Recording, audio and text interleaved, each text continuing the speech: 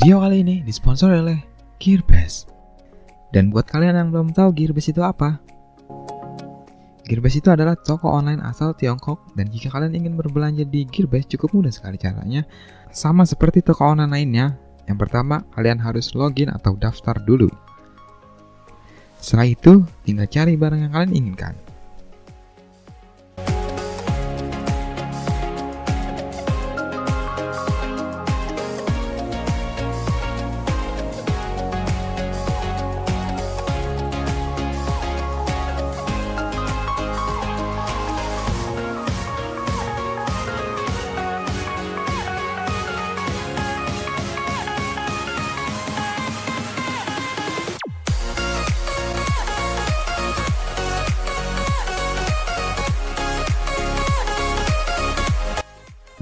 Selanjutnya, masukkan nama, alamat, dan nomor telepon.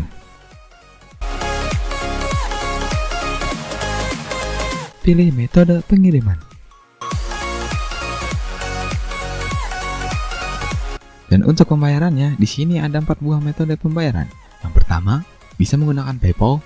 Kedua, bisa menggunakan ATM bersama. Yang ketiga, bisa menggunakan Alfamart. Dan yang keempat, bisa menggunakan kartu kredit lewat PayPal. Klik Pay Now atau bayar sekarang. Eventually.